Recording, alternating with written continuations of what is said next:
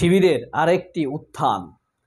জাহাঙ্গীরনগর বিশ্ববিদ্যালয়ে ছাত্রদলের নৈতিক ইমেজ এবং সাংগঠনিক ভিত্তির পতনের পর চূড়ান্তভাবে ভোট পতন হতে যাচ্ছে। এটি এখন শুধুমাত্র সময়ের ব্যাপার। জানি না ঢাকা বিশ্ববিদ্যালয় বা ডাকসুর মতো ভোট গণনা এবং ফলাফল প্রকাশে এমন কোনো নজির হতে পারে কি না, সেটা এখনও বোঝা যাচ্ছে না। বা সেখানে তারেক রহমান হস্তক্ষেপ করবেন কিনা, বা সেনাপ্রধান ওয়াকারুজ্জামান হস্তক্ষেপ করবে কিনা, অথবা সরকারের ভিতর থেকে আসিফ নজরুল, মাহফুজ আবদুল্লাহ এরা কোনো রকম দরদরে বা মুলামুলি করতে যাবে কিনা, সেটা এখনও বোঝা যাচ্ছে না। তবে এতটুকু নিশ্চিতভাবে বলা যাচ্ছে, শিবিরের আরেকটি উত্থান হতে যাচ্ছে জাহাঙ্গীরনগর বিশ্ববিদ্যালয়ে। যেই উত্থানের ফলে হাজার হাজার বাম নেতা স্ট্রোক করতে পারে, তাদের নিঃশ্বাস বন্ধ হয়ে যেতে পারে, নাভি থেকে গলা পর্যন্ত তাদের ফ্রিজ হয়ে যেতে পারে, এবং কপাল, মাথা, চোখ বন্ধ হয়ে যেতে পারে, চোখে অন্ধকার দেখতে পারে, নিঃশ্বাস বন্ধ হয়ে যেতে পারে, রক্ত চলাচল স্লো হয়ে যেতে পারে, অথবা প্রেশার বেড়ে নাকে মুখে রক্ত বেরোতে পারে। কারণ কি, কোনোভাবেই একটি ডান সিভিল ইসলামিক অথবা precise Islamic, accepted Islamic, global Islamic একটি সংগঠনের সংসদ বিজয় বামপন্থীরা মেনে নিতে পারবে না, আর ইমেজ সংকট বিএনপি মেনে নিতে পারবে না। শেষ পর্যন্ত অ্যাডাল্টারেট হয়ে যায় কি না রেজাল্ট, সেটাও বলা যাচ্ছে না। ঢাকা ইউনিভার্সিটি বাংলাদেশের প্রাণকেন্দ্রে হওয়ার কারণে, সকলের চোখের সামনে মিডিয়ার প্রজ্বল্যমান চোখ থাকার কারণে সেখানে কোনো রকম হস্তক্ষেপ করতে চেষ্টা করেও পারেনি। রেজাল্ট দিতে দিতে পরের দিন হয়ে গিয়েছে। কিন্তু জাহাঙ্গীরনগর বিশ্ববিদ্যালয় যেহেতু একটু সাইডে, মিডিয়ার চোখও একটু কম, মানুষের নজর কম, সেহেতু তারেক রহমান, সেনাপ্রধান অথবা সরকারের ভিতর থেকে মাহফুজ আলমরা কোনো রকম হস্তক্ষেপ করে থাকলেও থাকতে পারে। জাহাঙ্গীরনগরের ইউনিভার্সিটির প্রশাসন সেটা কতটা মেনে নিয়ে ওভারকাম করতে পারে, সেটাই দেখার বিষয়। গতকাল আপনারা জানেন, বিএনপি সমর্থিত এক তথাকথিত লেখক বা সাংবাদিক, নীতিহীন লেখক, যেই লেখকের নীতি নেই তার বই কখনোই পড়বেন না। তো যাই হোক, মারুফ মল্লিক নামের এক ভদ্রলোক সরাসরি নির্লজ্জভাবে সেখানে চলে গিয়েছেন, গিয়ে খালি ভোট বাক্স এক জায়গা থেকে আরেক জায়গায় স্থানান্তর করেছেন। যেই ভোট বাক্স সকাল 8টা, 7টা থেকে 8টার মধ্যে কেন্দ্রে বা বুথের কাছে প্রবেশ করার কথা, রাতে গিয়ে মারুফ মল্লিক কেন সেখানে হস্তক্ষেপ করবে?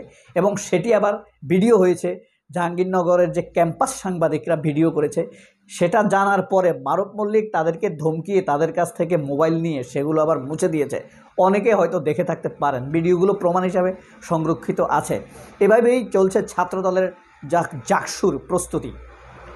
জাকসু একটি পরিবেশ বান্ধব ইউনিভার্সিটি, একটি সৃজনশীল ইউনিভার্সিটি বলা যায়।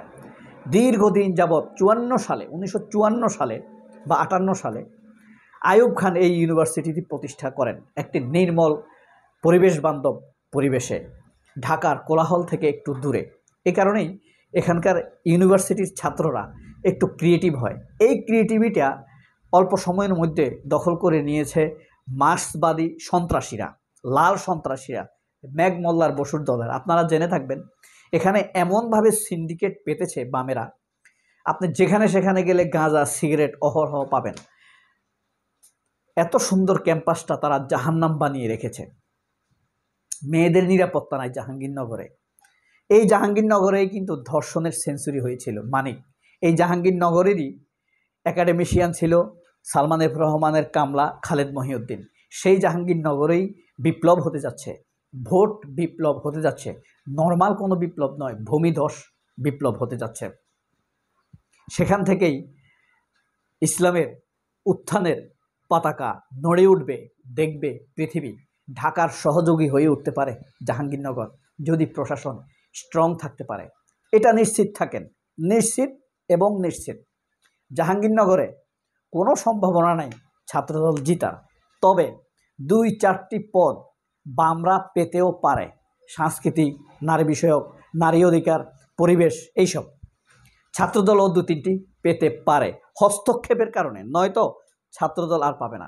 আরেকটি জিনিস বলে রাখা উত্তম, সেটা হলো 80 দশকের শেষের দিকে, 89-90-এর দিকে যে নির্বাচনগুলো হয়েছিল একবার, সারা বাংলাদেশে প্রায় বলা যায় সবগুলো ইউনিভার্সিটিতেই ছাত্রদলের জয় জয়কার ছিল। ছাত্রদলের জয় জয়কার ছিল। তখন সারা বাংলাদেশব্যাপী ছাত্রদলের ব্যাপক কঠিন অবস্থা ছিল। সেই পরিস্থিতি এখন আর নেই। কারণ কি, ছাত্রদলের ক্রিয়েটিভ কোনো কাজ নেই, সামান্য চিত্রাঙ্কন প্রতিযোগিতা নেই, সদস্য সংগ্রহের কোনো কর্মসূচি নেই, ক্যারিয়ার গঠন সংক্রান্ত কোনো কর্মসূচি নেই, নতুন সদস্য রিক্রুট সংক্রান্ত কোনো কর্মসূচি নেই। কমিটি গঠন করার জন্য বললে এই দল সেই দল থেকে এনে কোনো রকম একটি কমিটি গঠন করে তাদের আর কোনো খবর থাকে না। কোনো একটি কনফারেন্স বা সমাবেশ ডাকলে পয়সা দিয়ে তারা বিভিন্ন দল থেকে অছাত্র নিয়ে ছাত্রদলের সমাবেশ তারা সমাপ্ত করতে হয়। এই অবস্থায় চলছে গত 20 বছর যাবৎ ছাত্রদলের পরিস্থিতি। এই পরিস্থিতিতে ছাত্রদলের উত্থান খুবই ক্ষয়িষ্ণু পর্যায়ে। এই ছাত্রদলের কথায় একসময় মন্ত্রিত্ব চলে যেত, সেই ছাত্রদলের কথায় খালেদা জিয়াকে মুক্ত করতে পারেনি। বিএনপির প্রধান উইংস ছিল একসময় বলতে গেলে এই ছাত্রদল। 80-র দশকের যত ছাত্রদলের নেতা আছে আপনি বিশ্বাস করবেন না, তারা এক একজন হেভিওয়েট নেতা। আমানুল্লাহ আমান, নাজিমুদ্দিন আলম, তারপরে আপনার খায়রুল কবির খোকন, রশিদুজ্জামান মিল্লাত, এদের এক একজন এক একটা বিশাল নেতা। আওয়ামী লীগের মধ্যেও এরকম ক্লিন ইমেজের ডাকসাইটে নেতা জন্ম দিতে পারেনি ছাত্রলীগ। ছাত্রদল যত নেতা জন্ম দিছে, কিন্তু প্রশ্ন হলো তাদের নেতৃত্ব কোথায়? এরা কেন নেতা হয় না? ছাত্রদল থেকে যারা বেরিয়েছে একমাত্র যা দেখা যাচ্ছে রুহুল কবির রিজভী ব্যতীত সামনে আর কোনো নেতা দেখা যাচ্ছে না। সালাউদ্দিন আহমেদকেও নষ্ট করে দেয়া হতো, কিন্তু সালাউদ্দিন আহমেদ খালেদা জিয়ার খুব কাছে ছিলেন, খুব সততার পরিচয় দিয়েছেন। এখন বিগড়ে গেছে কিনা জানি না। খালেদা জিয়া যখন প্রথমবার প্রধানমন্ত্রী হয়েছেন তখন খালেদা জিয়ার একান্ত সচিব, এপিএস সহ অত্যন্ত গুরুত্বপূর্ণ দায়িত্ব পালন করেছেন। আবার পরের বার যখন 2000 সালে খালেদা জিয়া ক্ষমতায় এসেছেন বা বিএনপি এসেছে, তখন তাকে যোগাযোগ মন্ত্রী করা হয়েছিল। অর্থাৎ আপনার কর্নেল অলি আছে না, অলি ছিল যোগাযোগ মন্ত্রী, সালাউদ্দিন আহমেদ ছিল যোগাযোগ প্রতিমন্ত্রী। সালাউদ্দিন এমনি যাই হোক, আমি পছন্দ করি না, তবে তার এলাকায় সে প্রভূত জনপ্রিয়, বিপুল জনপ্রিয়। তিনি ছিলেন একজন প্রো ইসলামিক নেতা, কিন্তু শেষ দিকে এসে তিনি এখন ইন্ডিয়াতে কিডন্যাপ হওয়ার পর বা গুম হওয়ার পর তার যে কী হয়েছে, তিনি প্রো ইন্ডিয়ান হয়ে গিয়েছেন। তার কথাবার্তা এখন বাংলাদেশি পালস পাওয়া যায় না। মানুষ নিজের হৃদয়কে সালাউদ্দিনের কথার মধ্যে খুঁজে পায় না। অথচ 2000 সালের যে আন্দোলন সালাউদ্দিন পরিচালনা করেছিলেন, আর একটি টোকা দিলেই আওয়ামী লীগ তখন সরকার থেকে পড়ে যেত।